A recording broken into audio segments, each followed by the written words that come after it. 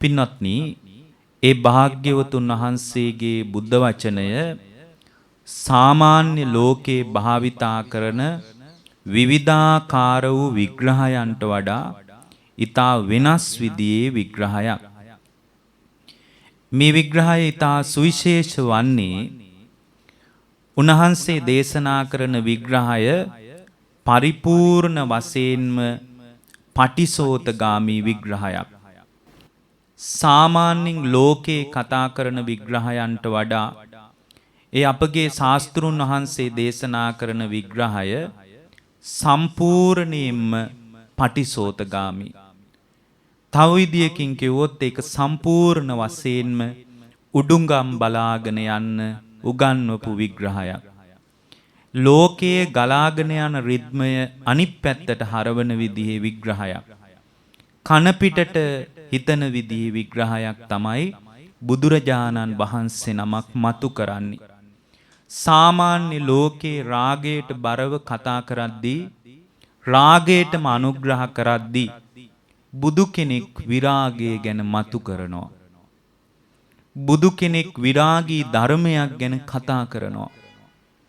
සාමාන්‍ය ලෝකේ කාමය ගැන කතා කරද්දී සාමාන්‍ය ලෝකේ කාමයටම අනුග්‍රහ කරද්දී සාමාන්‍ය ලෝකේ කාමයේ අවශ්‍යගෙන සතුටු වෙද්දී බුදු කෙනෙක් පින්වත්නි නිස්කාමය ගැන කතා කරනවා. බුදු කෙනෙක් කාමයන්ගෙන් වෙන්වීමේ සැපයක් ගැන කතා කරනවා. අන්න ඒ නිසා තමයි මම ඔබට මතක් කළේ බුදු කෙනෙක්ගේ ධර්මය සම්පූර්ණයෙන්ම ලෝකේ කතා කරන විග්‍රහයට ප්‍රතිවිරුද්ධ විදිහේ ධර්මයක් මතු කරන්නේ. සාමාන්‍ය ලෝකේ මිනිස්සු අවශ්‍යගෙන සතුටු වෙද්දී හිත කලඹගෙන සතුටු වෙද්දී හිතේ උපක්ලේශ අවශ්‍යගෙන සතුටු වෙද්දී බුදු කෙනෙක් නිවීමෙන් සතුටු වෙන විදිය උගන්වනවා. නිවීමෙන් සුවපත් වෙන විදිය උගන්වනවා. අන්න ඒ නිසා තමයි බුදු කෙනෙක්ගේ ධර්මය මේ තරම්ම අදට වටින්නේ. මේ තරම්ම ධර්මය අපේ ජීවිතයට වැදගත් වෙන්නේ. දැන් එහෙම වෙනස් විදිහේ විග්‍රහයක් නම් බුදු කෙනෙක් මතු කරන්නේ ස්ථීර වශයෙන්ම බුදුරජාණන් වහන්සේ සාමාන්‍ය ලෝකයේ වාසය පිළිබඳ ඉන් ඉවත්වීම පිළිබඳ ඉන් නිවීම පිළිබඳ අවධාරණය කරමින් මතු කරනවා. බුදු කෙනෙක්ගේ ධර්මයට කිට්ටු වෙච්ච කෙනා සාමාන්‍ය ලෝකයේ පිරිස පිරිවරාගෙන සතුටු වෙන විදිහේ විග්‍රහයකට කැමති නැහැ. ඒ කියන්නේ පිරිස පිරිවරාගෙන සතුටු වෙන්නේ සංසාරයට දායාදේ කරගත්ත සංසාරේ උරුම කරගත්ත පින්නතුන්. හැබැයි නිවනට කිට්ටු වුණ ධර්මයට කිට්ටු වුණ සංසාර ගමන නිමා කරගන්න දක්ෂ ශ්‍රාවකයා පින්වත්නි හුදෙකලාවට ඇලිලා වාසය කරනවා. එයාට හුදෙකලාව විලාසිතාවක් වගේ. ඒ හුදෙකලාවෙන් උපන් සැපයෙන්මයි වාසය කරන්න කැමති. ඒ හුදෙකලාවේ වාසය කරනකොට හොඳම භාෂාව තමයි නිහඬතාවය. හුදෙකලාවෙන් උපන් සැපය තුළ තමයි සම්පූර්ණයෙන්ම හිත නිවාගෙන කෙලෙස් නිරෝධ කරන වැඩපිළිවෙල මතුවෙන්නේ. ඒ නිසා තමයි පින්වත්නි බුදුරජාණන් වහන්සේගේ ධර්මයේ වටින්නේ. ඒ ධර්මීය ජීවිතයට ගලප ගත්තාට පස්සේ පින්වත්නි තමන්ගේ චින්තනය යථාර්ථයට තමයි විවෘත වෙන්නේ. යථාර්ථයට විවෘත වුණාම යා ලෝකේ හඳුනා ගන්න දේවල් ලෝකේ සිද්ධ වෙන සියලු ගනුදෙනු තුල අවබෝධයට පත්වෙන විදිහට තමයි තමන්ගේ චින්තනය විවෘත කරගන්නේ. ඒ යථාර්ථයේ ස්වභාවය තමයි පින්වත්නි යථාර්ථයට තමන්ගේ මනස විවෘත වුණාට පස්සේ යථාර්ථයට තමන්ගේ හිත විවෘත වුණාට පස්සේ ඒ යථාර්ථයට විවෘත වෙන විග්‍රහයේ විශේෂත්වය තමයි එයා හැම වෙලාවකම කල්පනා කරන්නේ සාමාන්‍ය ලෝකේ කල්පනා කරන විදියට නෙමෙයි.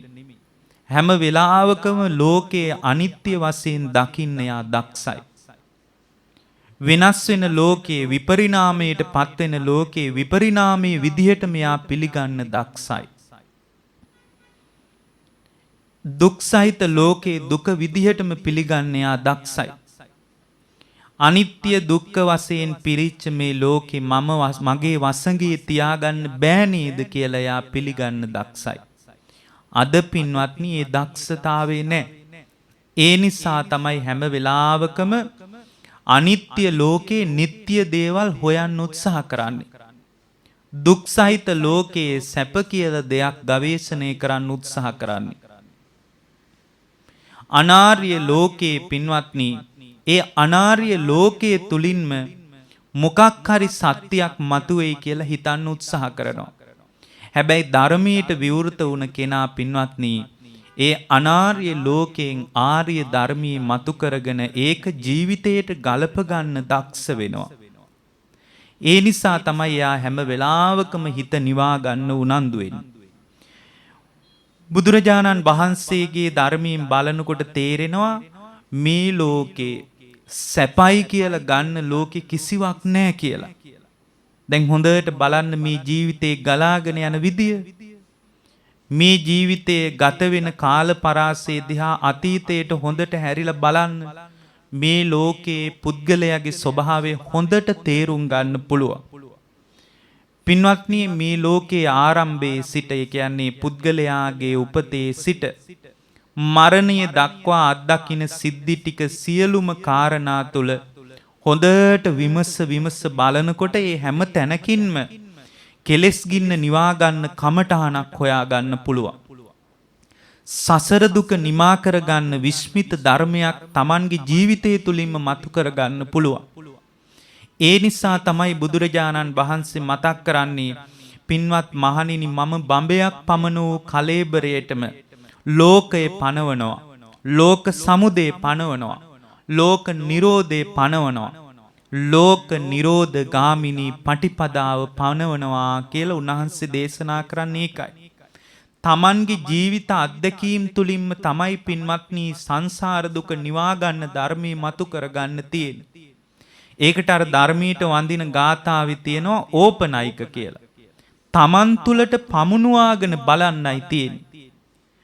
Taman තුලට පමුණුවාගෙන බලනකොට Tamanගේ අභ්‍යන්තරයෙන් ධර්මයේ මතුවෙනවා පේනවා. ඒ ධර්මයේ Tamanගේ අභ්‍යන්තරයෙන් මතු කරගන්න තියෙන්නේ. Tamanගේ ජීවිතයේ තියෙන කෙලෙස් කැඩි කැඩි යනවා දකින්න පුළුවන්. නමුත් අද ගොඩාක් දෙනෙක්ගේ ජීවිතේ කෙලෙස් කැඩි යන බවක් පේන්නේ නැහැ. කෙලෙස් ගින්න නිවිල යන බවක් පේන්නේ නැහැ. පින්වත්නි, ඒ ධර්මයේ මතුවෙන්න නම් ඒ ධර්මතාවයේ Tamanගේ ජීවිතයෙන් මතු කරගන්න නම් ඒ භාග්‍යවතුන් වහන්සේගේ ධර්මයේ තුලින් තමයි Taman යථාර්ථයට විවෘත වෙන්න ඕන. එහෙම විවෘත වුණාම ලොකු කාලයක් ඕන නැහැ. සමහර වෙලාවට පින්වත්නි දවස් 2-3කින් පවා සම්පූර්ණ කෙලෙස් නිරෝධ කරගන්න පුළුවන්. දැන් බුදුරජාණන් වහන්සේගේ ධර්මයෙන් සැනසුණු ධර්මයෙන් වීරිය වඩාගෙන පිළිසරණ හදාගත්ත සමහර හාමුදුරුවරුන්ගේ ජීවිතවල තොරතුරු වලින් අපට ඒවා හොඳට පේනවා. ලංකාවේ වෙච්ච සිද්ධියක් මම ඔබට කියන්නම්. ලංකාවේ එක හාමුදුරුව කෙනෙක් හිටියා.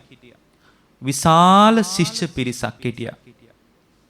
හොඳට ධර්මයෙන් අනුශාසනා කරගෙන විශාල භික්ෂු පිරිසක් වැඩ හිටියා. ඒ සියලු දෙනා වහන්සේම අප්‍රමාදීව ගුණධර්ම පුරමින් වීරිය වඩමින් වැඩ හිටියේ. ඉතින් මේ හැමෝම හිතුවා Tamanගේ ගුරු ස්වාමින් වහන්සේ ඉහළ අධිගම ලාභයක් ඇති කියලා. ගුරු ස්වාමින් වහන්සේ අරහත්ත්වයට සාක්ෂාත් කරගෙන ඇත්ති කියලා. එච්චරට ලස්සනට බණ කියනවා.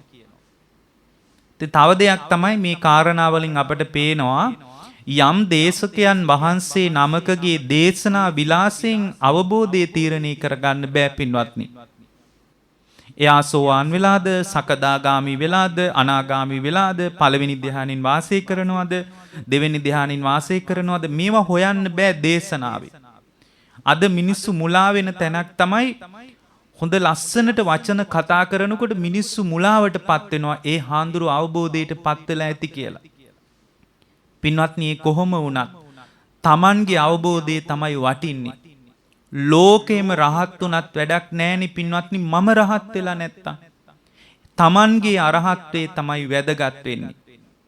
අනිත් කාරණේ තමයි ලෝකේම රහත් කිව්වත් අපිට වැඩක් නැහැ. වැදගත් වෙන්නේ අර්ථවත් වෙන්නේ යහපතක් වෙන්නේ තමන්ගේ අරහත්වේ. තමන්ටපත් වුණු අවබෝධය. ඒ නිසා පින්වත්නි කෙනෙක් කතා කරන විදියට කෙනෙක් ඇවිදින විදියට ස්වාමින් වහන්සේ නමක් නම් සිවුර පොරවන විදියට හිතන්න එපා අවබෝධයටපත් වෙලා ඇති කියලා. ඒ කාරණේ ඒ කල්පනාවම තමයි මුලාවටපත් වෙන්නේ. එතකොට ඊට පස්සේ වෙන්නේ ඒ වගේ පිරිස් පස්සේ යන්න පටන් ගන්නවා. පින්වත්නි ධර්මයේ ඇහෙනකොට කියන්නේ කොහොම කෙනෙක් වුණත් කමක් නැහැ. එයා මොන විදියට සිවුර පොරව ගත්තත් කමක් නැහැ. එයා මොන විදියට ඇවිද්දත් කමක් නැහැ. මොන විදිය ආරාමික වැඩ හිටියත් කමක් නැහැ. ඊටාම විමසිල්ලෙන් ධර්මයට කන් දීගෙන ඉඳලා තමන් තුළ නිවීමක් මතුවෙනවා නම් ඒ කියන දේ ධර්ම විනයට ගැලපෙනවා නම් පින්වත්නි ජීවිතයට හුරු කරලා බලන්න. හැබැයි ඒ කියන කෙනාගේ අවබෝධය හාරවුස්සන්න යන්න එපා. මොකද ඒකෙන් අපිට වැඩක් නැහැ. ඒකෙන් අපිට විශාල යහපතක් වෙයි කියලා අපිට හිතන්න බෑ. මොකද වැදගත් වෙන්නේ ලෝකේම රහත් වෙනවටත් වඩා මම රහත් වෙනවද කියන එකයි වැදගත් වෙන්නේ. දැන් මේ ස්වාමින් වහන්සේ බොහෝම හොඳට ගුණධර්ම පුරාගෙන වීරිය වඩාගෙන කෙලෙස් ගින්න නිවා ගන්න අදහසින් වීරිය වඩාගෙන වැඩ හිටියා. ඉතින් මේක දැක්ක ගෝල ස්වාමින් වහන්සේලා හිතුවා අනේ අපේ ගුරු ස්වාමින් වහන්සේ නම් ඒකාන්ත වශයෙන් රහත් වෙලා ඇත්තේ. ඉතින් උන්වහන්සේගෙන් බණ අහන්න එන ගිහි උදවියත් එහෙම හිතුවා. පින්වත්නි අතීතයේ සම්ප්‍රදායක් තිබිලා තියෙනවා. හාමුදුරුවෝ කෙනෙක් පිරිනිවන් පාන්න කිට්ටු වෙනකොට මිනිස්සු ඇවිල්ලා උන්වහන්සේගේ පාස් හටහන් වැඳ ගන්නවා. සමහර වෙලාවට උන්වහන්සේගේ ආධ්‍යාත්මික තත්වය ගැන විමසනවා. ඉතින් මේ හාමුදුරුවෝ හොඳටම දැන් වයෝවෘදයි. උන්වහන්සේ අපවත් වෙන්න කිට්ටුයි. අපවත් වෙන්න කිට්ටු වෙනකොට මිනිස්සු ආව උන්වහන්සේ හොයාගෙන. විශාල පිරිසක් මේ ආරාමයට එකතු වුණා. මේ ආරාමයට විශාල පිරිසක් එකතු වුණාට පස්සේ ගෝල ස්වාමින් වහන්සේලා මේ ගුරු ස්වාමින් වහන්සේ අපවත් වෙන්න කිට්ටු වෙච්ච ඒ ආසනයේ ළඟට උන්වහන්සේ සැතපීලා ඉන්නවා. සැතපීලා ඉන්නකොට උන්වහන්සේ ළඟට ගිහින් ඇඳ ළඟ දන ගහලා වැඳලා කිව්වා ස්වාමීනි ඔබ වහන්සේ පිරිනිවන් පානවා බලන්න විශාල පිරිසක් ආරාමයට එකතු වෙලා ඉන්නවා. ඒ ආරාමයට එකතු වුණ ස්වාමින් වහන්සේලා ඔබ වහන්සේ පිරිනිවන් පානවා දකින්නයි ඇවිල්ලා ඉන්නේ. ස්වාමීනි ඒ අයට ඔබ වහන්සේට කියන්න මොනවා හරි තියනවද කියලා ඇහුවා. අන්න ඒ වෙලාවේ පින්වත්නි මේ ගුරු ස්වාමින් වහන්සේ කිව්වා අනේ ආයුෂ්මතුනි මම එහෙම අරහත්ත්වයට පත්තුණු කෙනෙක් නෙමෙයි. පිරිනිවන් පාන්න මම රහත් වෙලා නැහැ. මම අරහත්ත්වයට පත් වෙච්ච කෙනෙක් නෙමෙයි. ඒ අය මුලාවට පත් වෙලා මම රහත් වුණා කියලා. ඒ අය ඔය සැකේටයි ඇවිල්ලා තියෙන්නේ මම රහත් වෙලා කියලා. ඒ නිසා ඒ ඇත්තන්න කියන්න මම රහත් වෙලා නැහැ කියලා. මම අරහත්ත්වයට පත් වෙලා නැහැ කියලා ඒ ඇවිල්ලා ඉන්න ගිහි පිරිසට කියන්න. එතකොට මේ ඇඳ වටේ හිටිය මේ ගෝල ස්වාමීන් වහන්සේලා කිව්වා අනේ ස්වාමීනි එහෙම කියන්නේ කොහොමද? කොහොමද මම මේ වගේ කතාවක් කියන්නේ? ඔබ වහන්සේ රහත් වෙලා නැහැ කියලා කිව්වොත් සමහර විට ඔබ වහන්සේගෙන් බණ අහලා වීරිය වඩන ඒ ගිහි ශ්‍රාවකයෝ පවා අලස වෙන්න පුළුවන්. අනේ අපේ ගුරු ස්වාමින් වහන්සේ තරහත්වයට පත් වෙලා නැහැ. ඉතින් අපි ගැන කවර කතාවද කියලා. ඒ නිසා ස්වාමිනී ඔය කතාව කොහොමද කියන්නේ? ඒ ඇත්ත ඔක්කොම මේ ඇවිල්ලා ඉන්නේ ඔබ වහන්සේ පිරිනිවන් පානවා බලා ගන්න. ඒ නිසා ස්වාමීනි මේ කතාව මම කොහොමද කියන්නේ කියනකොට මේ ගුරු ස්වාමින් වහන්සේ කිව්වා එහෙනම් ආයුෂ්මතුනි පොඩ්ඩක් ඔය කොට්ටේ හෙට මෙහෙට කරලා මාව වාඩි කරවන්න කිව්වා. දැන් බලන්න වාඩි වෙන්නවත් උන්වහන්සේට කායික ශක්තියක් නැහැ. එහෙනම් ඔය කොට්ටේ පොඩ්ඩක් එහෙට කරලා මාව වාඩි කරන්න මේ ඇඳේම කිව්වා. දැන් ලෙඩ ඇඳේ ඉන්නේ. වාඩි වෙලා පින්වත්නි වීරියෙන් සීලේ අදිෂ්ඨානය කරලා එහෙම පැය කීපයක් ඇතුළත භාවනාවෙන් වාඩි වෙලා හොඳට හිත සමාධිගත කරගෙන සමාධියෙන් නැගී හිටිනකොට පින්වත්නි නිරෝධය අදිෂ්ඨානය වුණා.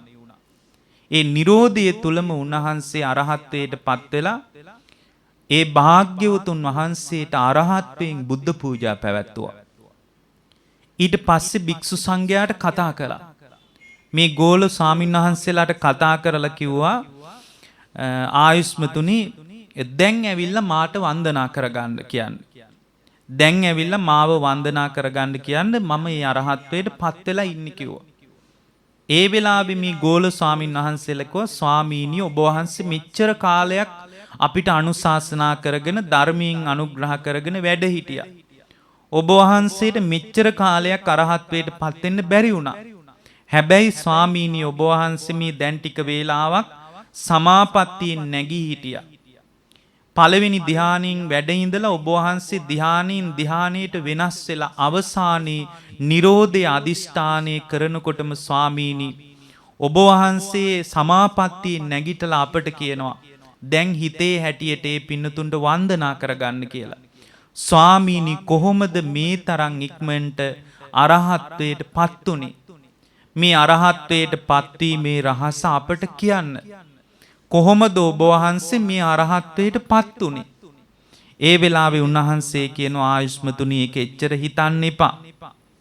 ඒකේ තරම් කල්පනාවට ගන්න ඕන කාරණයක් නෙමෙයි. ආයුෂ්මතුනි මට දැන් වස් 60ක් වෙනවා. ඒ කියන්නේ වස් 60ක් කියන්නේ පින්වත්නි උපසම්පදා වෙලා අවුරුදු 60ක් ගත වෙච්ච හාමුදුරුවෝ කෙනෙක්. උපසම්පදාවෙන් අවුරුදු 60ක් ගත වෙලා උන්වහන්සේ කියනවා ආයුෂ්මතුනි මේ අවුරුදු 60 ඇතුළත මං කොයි තරම් ධර්මයේ කිව්වත් මොන විදියට ධර්මයේ විවෘත කර කිව්වත් මොනතරම් පිරිසකට ධර්මයෙන් අනුග්‍රහ කළත් මම කොච්චර කාර්යබහුල වුණා. ඒ කියන්නේ ධර්මයේ කියාගෙන යනකොට අවිවේකී වෙන්න පුළුවන්. මෙච්චර ධර්මයේ කියාගෙන ගියාට මං මේ අවුරුදු 60ටම මගේ සිහිය පිරිහෙන්න ඉඩ දුන්නේ නැහැ කිව්වා. මම සිහිය රැකගෙන ධර්මයේ කිව්වා.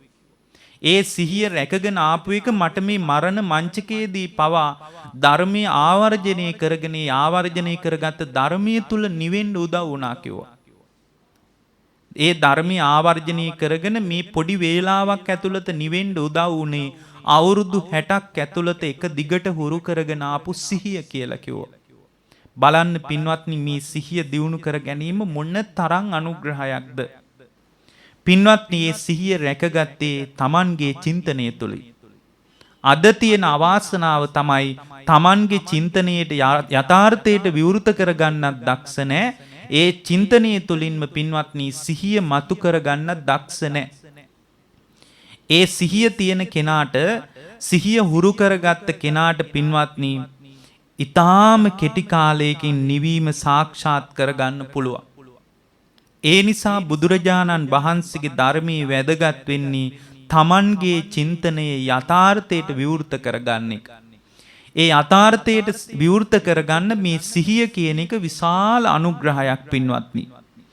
මේ ගතවන ජීවිතේ හොඳට සිහියෙන් බලනකොට තමයි යථාර්ථයට මනස විවෘත වෙන්නේ.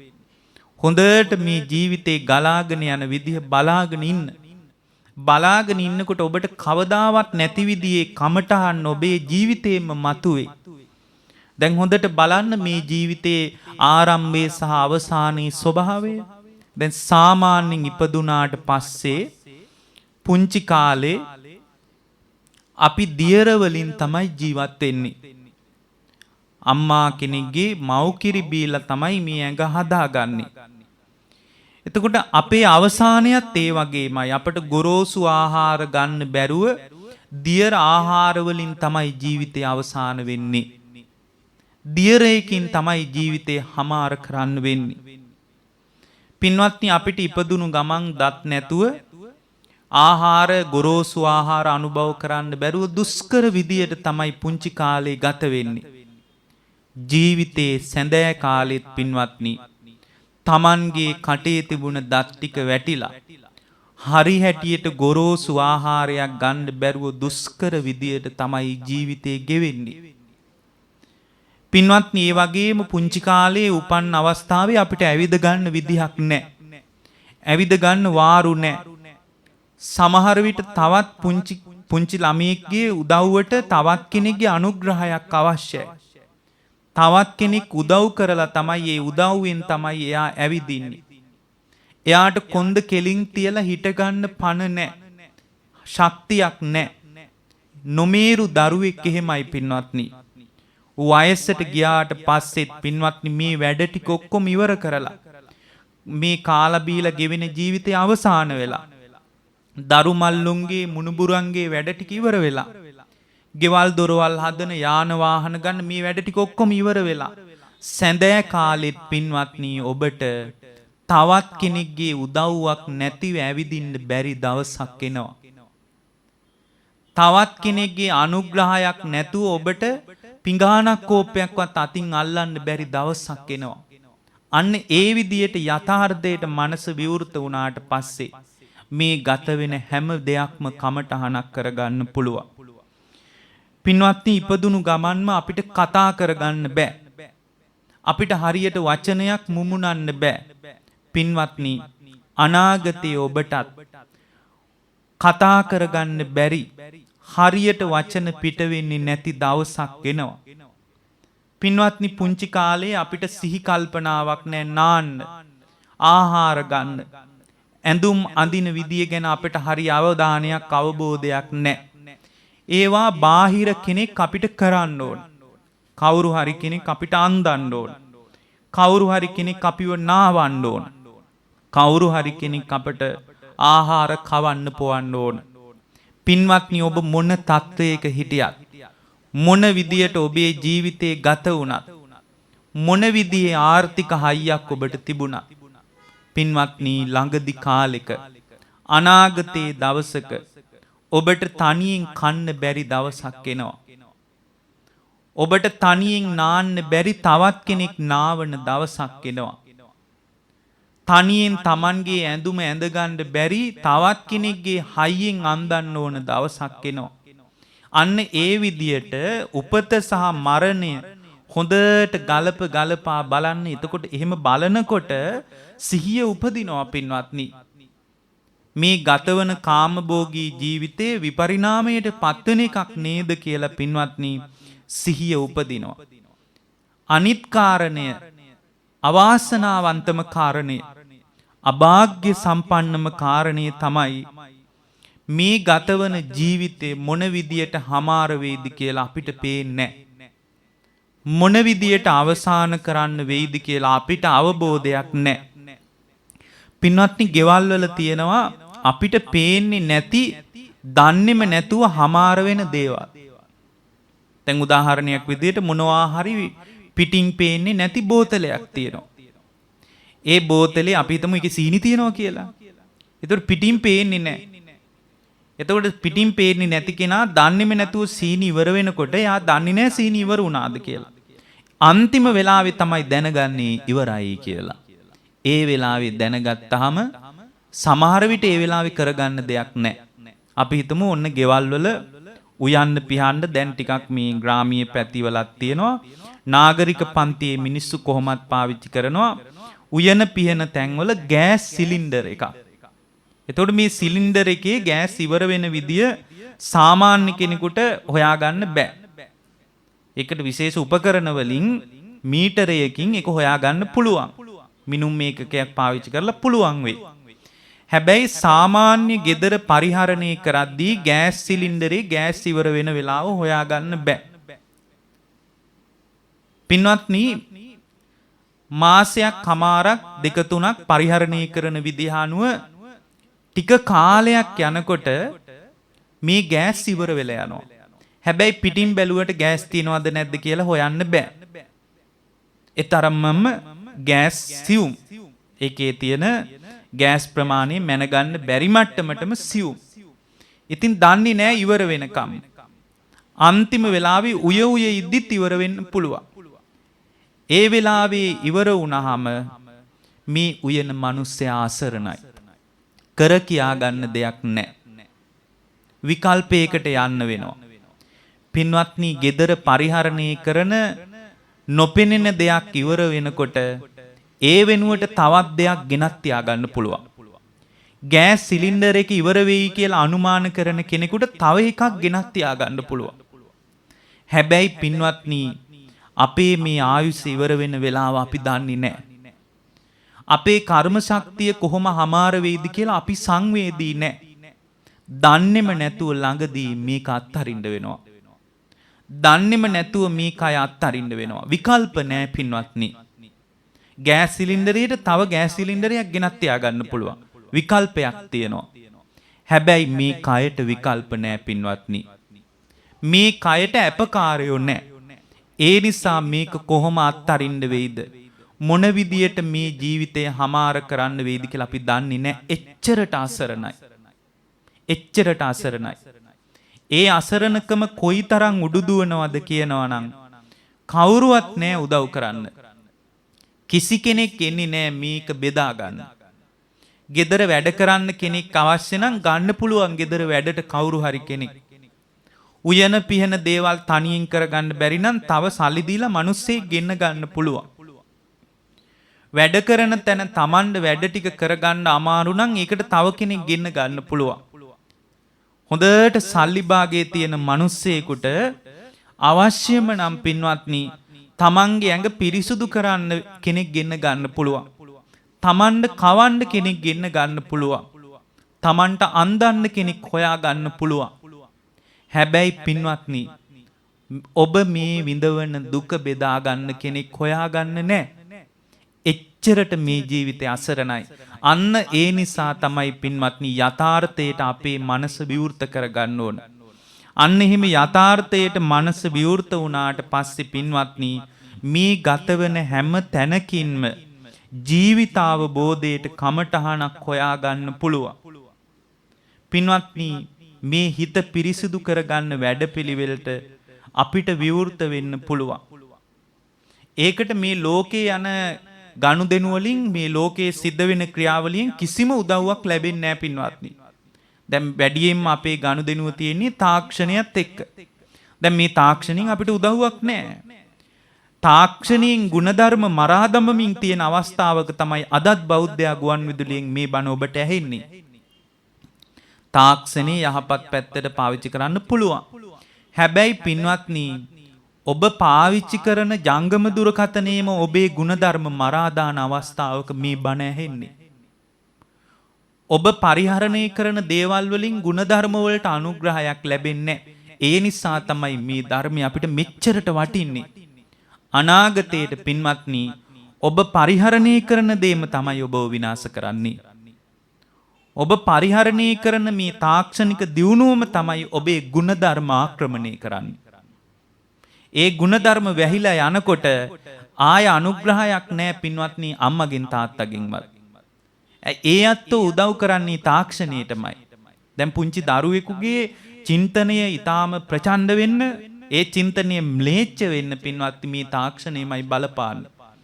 ಗುಣධර්ම නැතුව තාක්ෂණය විතරක් දීලා දරුවෙක් හැදුවට පස්සේ අසංවේදී අතෘප්තිකර තවත් කෙනෙක්ගේ දුක දැනින්නේ නැති අම්මගේවත් බඩගින්න දැනින්නේ නැති දරුවෝ ටිකක් විතරයි සමාජයට දායාද වෙන්නේ. ධර්මයෙන් තමයි ಗುಣධර්මත් එක්ක ඉන්න මිනිස්සෙක් බිහි කරන්නේ.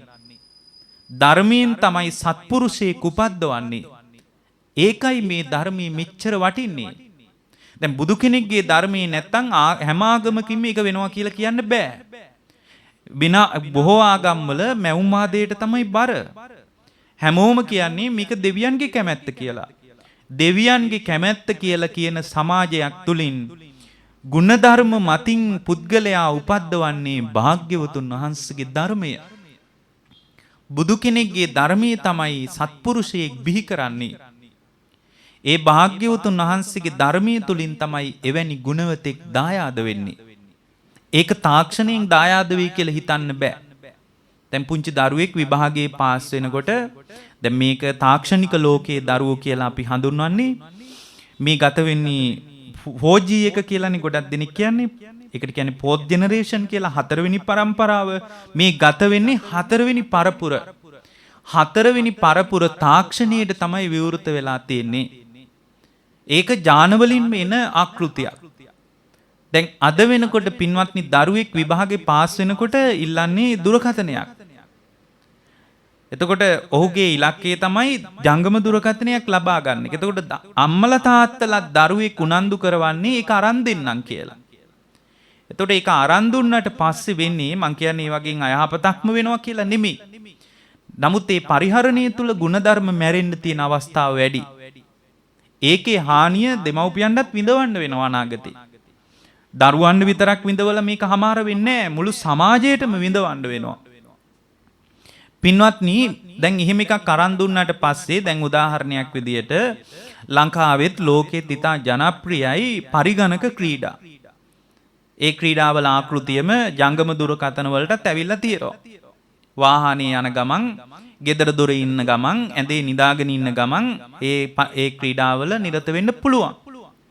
එතකොට ජංගම දුරකථනින් අපි කතා කරන භාෂාවේ අපි ස්මාර්ට්ෆෝන් කියලා කියනවා. ඒකෙන් අපිට පුළුවන් හැම වෙලාවකම එවැනි ක්‍රීඩාවක නිරත වෙන්න. මිනිස්සු ඒවට ඇබ්බැහි වෙලා ඉවරයි. දරුවොත් ඇබ්බැහි වෙලා ඉවරයි. හැම වෙලාවකම දැන් බලන්න මේකෙන් යථාර්ථය වහලා දාන විදිය මම මේ ඔබට කියන්නේ. දැන් හැම වෙලාවකම මේ වගේ එකට යොමු වුණාට පස්සේ පින්වත්නි දරුවෙක් යථාර්ථයට මනස විවෘත කරගන්නේ නැහැ. ඒක කොච්චර වැහිලා යනවද කියනවා නම් ඊට පස්සේ අපි හිතමු තවත් කෙනෙක් මරන්න තියනවා කියලා ඒ ක්‍රීඩාවේ. එතකොට ඒ ක්‍රීඩාවේ ඒ මෘදුකාංග හදලා තියෙන්නේ Tamanගේ ජයග්‍රහණය අභිමතයට අනුව සිද්ධ කරගන්න. එතකොට ඒ ජයග්‍රහණී පිණිස හැම වෙලාවකම එවැනි ක්‍රීඩාවලට යොමු වුණ කෙනෙක් පරාජය බාර ගන්න ලෑස්ති නෑ. හැම වෙලාවකම ඉලක්කය ජයග්‍රහණය. හැබැයි ලෝකේ එදිනෙදා ගතවන ජීවිතේ හැමදාම ජය ලැබෙන්නේ නැහැ පින්වත්නි. ජය පරාජය දෙකම සමව දරා ගන්න පුළුවන් හිතක් හැදෙන්නේ නැහැ එවැනි ක්‍රීඩාවක් ජීවිතේ කොටසක් කරගත්ත මිනිස්සෙකුට. එවැනි ක්‍රීඩා ජීවිතේ කොටසක් නෙමෙයි මුළු ජීවිතේම කරගත්ත මිනිස්සු අද ඉන්නවා. එවැනි මිනිස්සේ කිසිම වෙලාවක පින්වත්නි පරාජයට සූදානම් නැහැ. එයාගේ අපේක්ෂාව හැම වෙලාවකම ජයග්‍රහණය. එතකොට එවැනි ක්‍රීඩාවකට යොමු වුණ කෙනෙක් හැම වෙලාවකම පින්වත්නි යථාර්ථයට විවෘත වෙයි කියලා හිතන්න බෑ. අපි මේක ටිකක් අන්තයට ගිහින් කතා කරනවා නෙවෙයි. සමහර විට දරුවෙක්ගේ බුද්ධි වර්ධනයට උදව් වෙන යම් යම් දේවල් තාක්ෂණයත් එක්ක තියෙන්න පුළුවන්. පුළුවන් නෙමෙයි තියෙනවා. හැබැයි පින්වත්නි තාක්ෂණයේ ಗುಣධර්ම මරා දාන්න තියෙන අවස්ථාව වැඩි. ඊටාම පරිස්සමට තාක්ෂණයේ පරිහරණය කරන දරුවෙක්වත් හැදෙයි ධර්මයක් ඔයාස්සේ තිබ්බොත්. ධර්මයක් ජීවිතයේ කොටසක් කරගන්න උදව් කළොත් අම්මා කෙනෙක් තාත්තා කෙනෙක් විදියට ඒත් එක්කම තාක්ෂණයේ පරිහරණය කරන්න ගියොත් එයා ඒ පරිහරණය හරියට කරයි. එහෙම නැති වුණොත් පින්වත්නි ඔබේ ಗುಣධර්ම මරලා දාන්නේ ඔබේ ජංගම දුරකථනයමයි. ඒ නිසා පින්වත්නි යථාර්ථයට ධර්මයෙන් තමයි විවෘත වෙන්න තියෙන්නේ. ඒ ධර්මයෙන් යථාර්ථයට විවෘත වෙනකොට තමයි මේ කෙලෙස් ගින්න නිවාගෙන හිත සුවපත් කරගෙන දෙලෝ යහපත හදාගන්න පින්වත්නි අපි තුල උනන්දුවක් උත්තේජනයක් ඇති වෙන්නේ. පින්වත්නි ಗುಣධර්ම මතම Tamanගේ චින්තනය විවෘත කරගන්න. මොකද එහෙම චින්තනය විවෘත කරගත්තාම ඒක Tamanඩ නෙමෙයි සමාජයටම විශාල යහපතක්. ඒ ලංකාවේ හාමුදුරුවෝ කෙනෙක් වැඩ ඉඳලා තියෙනවා. උන්වහන්සේ භාවනා කරන්න කැලේට වැඩියා. සිතුල් පව්ව පැත්තේ. එතකොට භාවනා කරන්න ඉතින් කැලේට වඩිනකොට වස්සාන කාලෙනකොට උන්වහන්සේ හිතාගත්තා මේ වස්සාන ඍතුවේ හොඳට ಗುಣධර්ම පුරාගෙන ඉන්නවා කියලා. හිතට පිරිහෙන්න නොදී ಗುಣධර්ම පුරාගෙන ඉන්නවා කියලා වස් කාලේ උන්වහන්සේ කැලේට වැඩි. ඒ වෙනකොට පින්වත්නි මේ කැලෑවේ බූමාට දෙවිවරු භූමිය අත්හැරලා දාලා ගිහින් හිටියා. මොකද ප්‍රබල අමනුස්ස කොටස් තමයි භූමියම අල්ලගෙන හිටියේ. සමහර වෙලාවට പ്രേත කොටස්, සමහර වෙලාවට යක්ෂ කොටස්, ඒ අතර ඉන්න නීච මනෝමය කායික ජීවීන් තමයි භූමිය අල්ලගෙන හිටියේ. ඒ භූමිය අල්ල ගන්නකොට දෙවියෝ භූමිය අත්හැරලා දාලා ගියා. මොකද දෙවියොන්ට ප්‍රබල මිනිස්සුයොත් එක්ක ඉන්න බෑ. ඒගොල්ලෝ ප්‍රිය නෑ ඒ සමාජයට. එක රුක්ෂ දේවතාවෙක් මේ ඔක්කොම බලාගෙන හිටියා.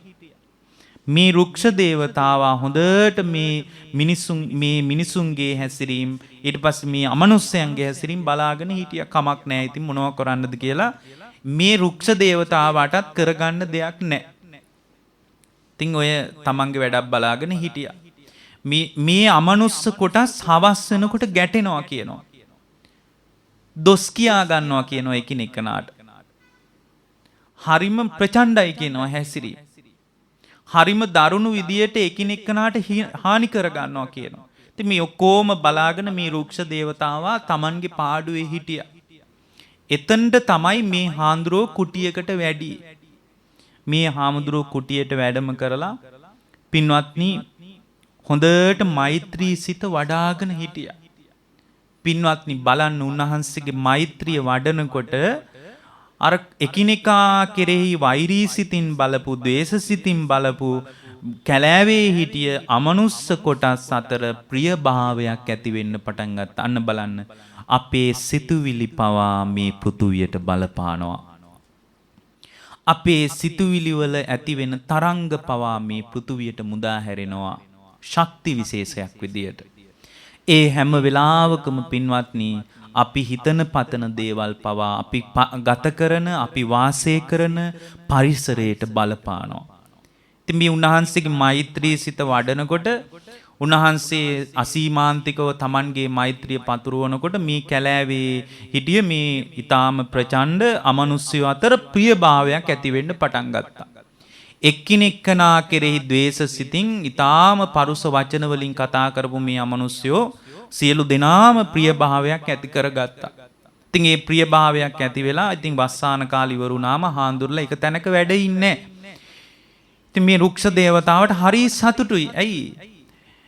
මේ අමනුෂ්‍යෝ කියන කතාන්දර එකිනෙකනාට බැන ගන්න ඒවා ඔක්කොම අහගෙන ඉවසගෙන හිටියා. අනිත් දෙවිවරු මේක අත්හැරලා දාලා ගියා යන්න. මේ ඇත්තොත් එක්ක වාසය කරන්න අපිට බෑ, අපි වෙන විමාන හොයා ගමු කියලා ගියා යන්න. ඉතින් මේ රුක්ෂ දේවතාවට හරි සතුටුයි. ඇයි මේ හාඳුරෝ ඇවිල්ලා හොඳට ಗುಣධර්ම පුරාගෙන ධර්මයට පිරිහෙන්න දෙන්නේ නැතුව හිත රැකගෙන ඉන්නකොට ඒ හිතෙන් වඩන මෛත්‍රී සිත බොහෝ දිනක් සුවපත් වෙන්න උදව් වුණා. උන්වහන්සේගේ හිත සුවපත් වෙනකොට උන්වහන්සේගේ සුවපත් භාවය මුළු ප්‍රදේශය තුලම පැතිරුණා. පැතිරෙනකොට මේ රුක්ෂ දේවතාවල්ට සතුටුයි. ඉතින් උන්වහන්සේ වස්සාන ඍතුව අවසන් වෙලා මහා පවාරණයෙන් පවාරණය කරලා දැන් වඩින්න ලෑස්ති. වඩින්න ලෑස්ති වෙනකොට මේ රුක්ෂ දේවතාව අඬන්න පටන් ගත්තා. හඬා වැටෙන්න පටන් ගත්තා. හරි සතුටින් මේ මාස 3 අනේ මං හිටියා, මට ඒ සතුට නැති වෙනව නේද කියලා අඬන්න පටන් ගත්තා. අඬනකොට අර හාඳුරෝ ඇහුවා, කවුද මේ අඬන්නේ? මට පේන්නේ නෑනේ, කවුරු හරි අඬනවා. කවුද මේ අඬන්නේ? මෙහෙට එන්න කිව්වා. එතකොට එකපාරම මේ රුක්ෂ දේවතාවා මේ හාඳුරු ඉස්සරහා පෙනී ඉඳලා කිව්වා, අනේ හාඳුරනේ ඔබ වහන්සේ යනවා කියන ආරංචියට මට මේ බලාගෙන ඉන්න බෑ, මට ඇඬෙනවා කිව්වා. මගේ ඇඟ සීතල වෙලා ගියා කිව්වා ඔබ වහන්සේ යනවා කියන ආරංචියට. ඔබ වහන්සේ යනවා කියන සිතුවිල්ල මම දැක්කා කිව්වා. අන්න බලන්න මේ ලෝකේ රහස් නෑ පින්වත්නි. බුද්ධ දේශනාව එක දේශනාවක තියෙනවා ලෝකේ කිසිම රහසක් නෑ කියලා. අපිට රහසක් වුණාට අපේ හිත දකින්න පුළුවන් දෙවියන් බඹුන් ඉන්න පුළුවන්. බුදුරජාණන් වහන්සේ අර වත්තූපම සූත්‍රයේ විග්‍රහ කරපු එක වත්තූපම සූත්‍ර අට කතාවේ තියෙනවා. හිතේ උපක්ලේශ ඇති වෙනකොට අනේ මගේ හිත දෙවියෙක් හරි බඹෙක් හරි දැකලා මට නිඳා කරයි කියලා හිත රැක ගන්න කියන්නේ. හිතට පිරිහෙන්න දෙන්නේ නැතුව හිත රැක ගන්න කියන්නේ මගේ හිත දැක්කොත් දෙවියෙක් මගේ හිතේ රාගය උපදිනකොට මට නිඳා කරයි. මගේ හිතේ ද්වේෂය දැක්කහම කාට නොපෙනුනත් ඇහැට පේන්නේ නැති දෙවියන්ට මගේ හිත දකින්න පුළුවන්. එහෙම දැක්කොත් මට නිඳා කරයි. මට විතරක් නෙමෙයි ශාස්ත්‍රුන් වහන්සේටත් නිඳා කරයි. අනේ මේ ශ්‍රමණ ගෞතමයන්ගේ ශ්‍රාවකයෝ නේද මේ විදියට හිතන්නේ කියලා නිඳා කරයි කියලා ගුණධර්ම මත හිත රැක ගන්න කියනවා. ඒකයි උන්වහන්සේ කිව්වේ ලෝකේ රහස් නෑ කියලා. දැන් ඊට පස්සේ මේ හාමුදුරුවෝ කිව්වා හරි කමක් නෑ මං උදව්වකට ඊළඟ වස් කාලේ ඉන්නම් කිව්වා. දැන් මේ දේවතාවා කිව්වා ඔබ වහන්සේ තව එක වස් කාලයක් ඉන්න කිව්වා. ඉතින් ඊට පස්සේ ඔන්න දෙවියන්ට සතුටුයි. ඉතින් මේ උන්වහන්සේ මෛත්‍රී සිත වඩනකොට මේ මෛත්‍රියේ ගුණධර්ම මත ඒ ගුණධර්ම වල තියෙන බලයට මුළු ප්‍රදේශයේම අමනුෂ්‍යෝ ප්‍රිය වෙනවා. දෙවෙනි වස් කාලෙත් හිටියා. යන්න යනකොට ආයෙත් අඬනවා. තුන්වෙනි වස් කාලෙත් හිටියා. ආයෙත් වස් පවාරණින් යන්න යනකොට ආය අඬනවා. පිරිනිවන් පානකම් කැලෙන් යන්න බැරි වුණා කියලා. මම කියාගෙන ආවේ උන්වහන්සේ ගැන කියන්න නෙමෙයි. හිතේ ಗುಣධර්ම දියුණු වෙනකොට ඒක සමාජයට පවා විශාල යහපතක්. සමාජයට පවා පින්වත්නි එහි අදෘශ්‍යමාන බලයේ උණුසුම දැනෙන්න පටන් ගන්නවා. ඒ නිසා තමයි සිත රැකගෙන ඉන්න ඕන. ඒ සිත රැක ගන්න එකට ගිහි උදවියයි පැවිදි උදවියයි එකිනෙකා කෙරෙහි අනුග්‍රහ කර ගන්න ඕන. ඒ අනුග්‍රහයෙන් තමයි ಗುಣධර්ම බිහි වෙන්නේ. ඒ හිත රැක ගැනීමට අපි දන්නේ නැත්නම් දන්න කෙනකින් අහගන්න ඕන හිත රැකගන්නේ කොහොමද කියලා.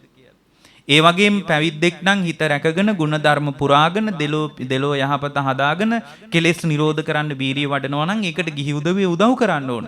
මොකද ඒ උදව්ව තුල පින්වත්නි පුදුම තරම් පින් කර ගන්න පුළුවන්. පුදුම විදියට පින් කර ගන්න පුළුවන්. දැන් මම ඔකට ලස්සන සිද්ධියක් කියන්නම්. එක අම්මා කෙනෙක් හිටියා. ඒ අම්මාගේ නම ධම්මා කියලා. ඒ අම්මගේ නම ධම්මා. ඒ උපාසක අම්මා පින්වත්නි ඔය අරිය කොට්ටිතාරාමේ කියලා ආරාමයක් කිට්ටුව තමයි ඉඳලා තියෙන්නේ. ඉතින් මේ අම්මා බැල මෙහෙවරකම් කරලා තමයි ජීවිතේ ගැට ගහගෙන තියෙන්නේ. බැල මෙහෙවරකම් කරන්ඩ ගෙවල් ගාන යනවා.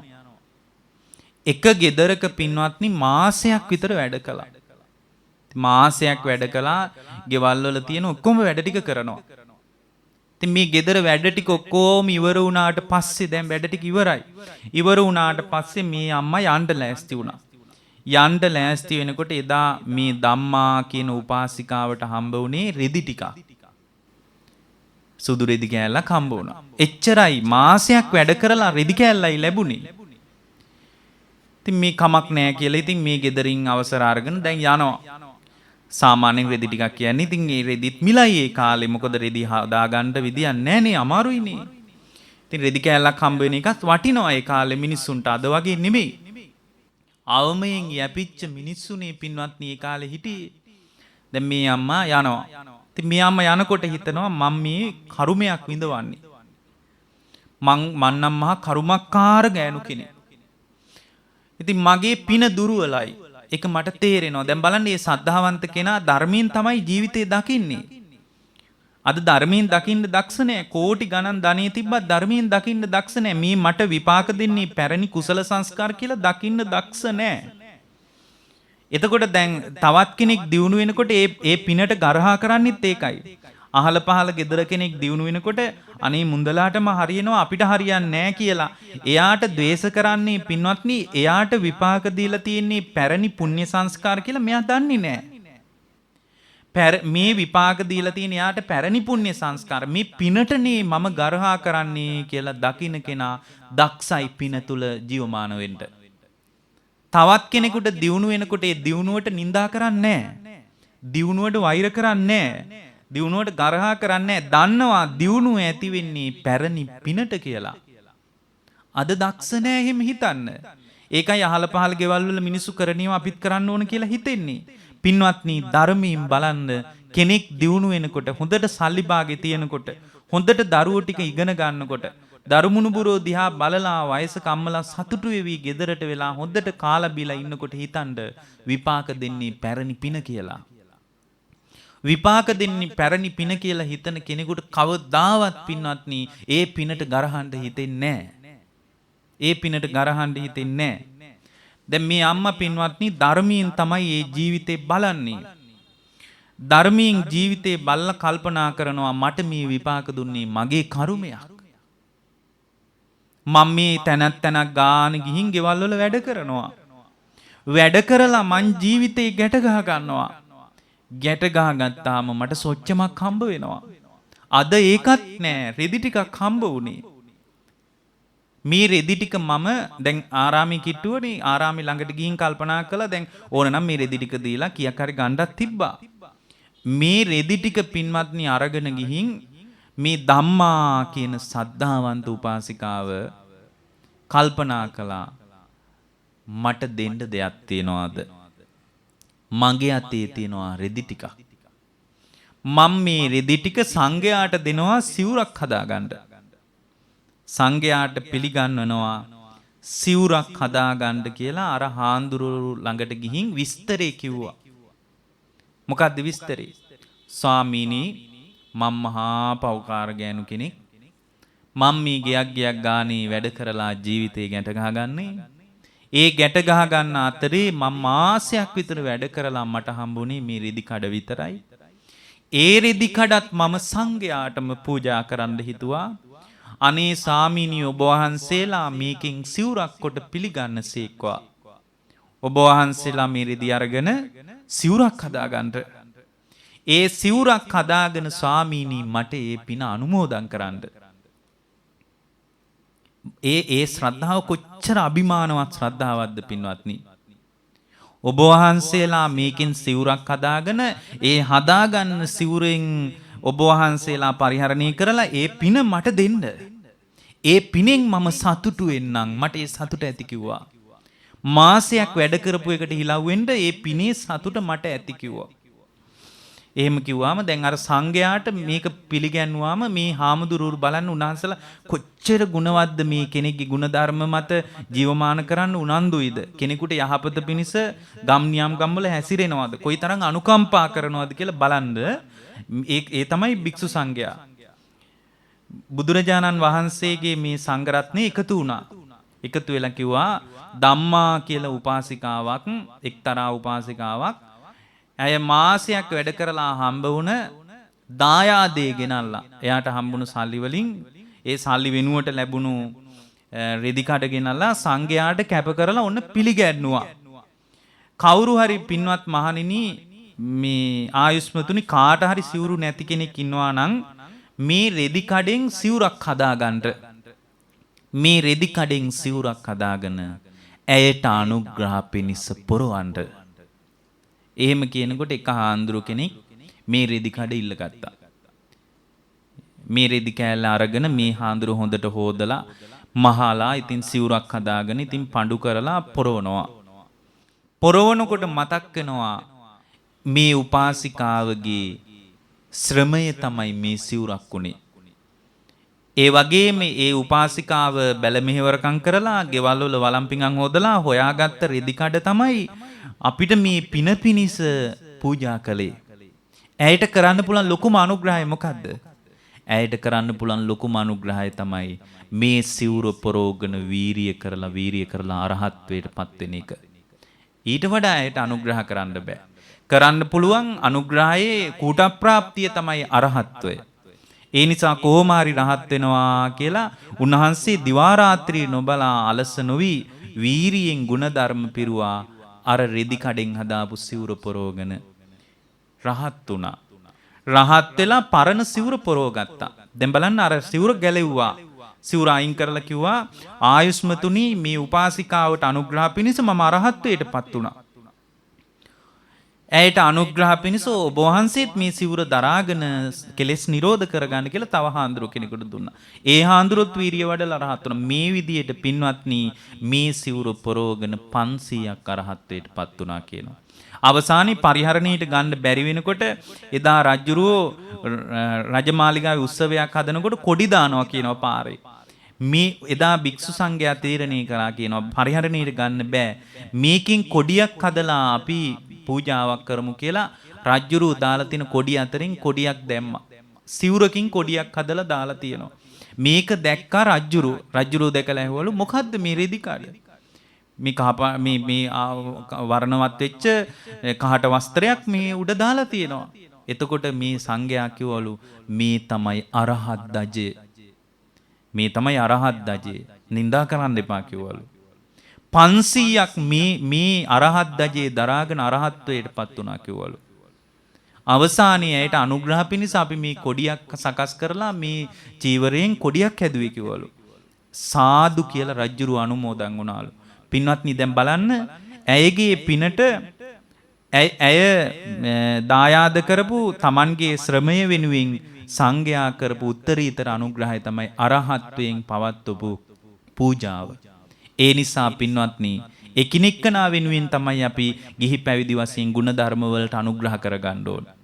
එතකොට මේ ಗುಣධර්ම මත ජීවමාන වෙන්න ගිහි උදවියට ප්‍රත්‍ය වශයෙන් ගිහි උදවිය ලබා දෙන ප්‍රත්‍ය පහසුකම් වලට හොඳම දායාදේ භික්ෂුවක් විදියට හිත රැකගෙන කෙලෙස් නිරෝධ කරන එක. ඒ ධර්මයේ අහගෙන ගිහි උදවියත් පුළුවන් විදියට ಗುಣධර්ම පුරාගෙන හිත රැකගෙන කෙලෙස් නිරෝධ කරගෙන සංසාර දුකින් නිදහස් වෙන්න වීරිය ගන්න කියන අදහස ඇති කරගෙන අපි අද මේ ධර්ම දේශනාව නිමා කරනවා. හැම දිනාටම ධර්මාවබෝධය පිණිස වේවා කියන අදිෂ්ඨානයෙන්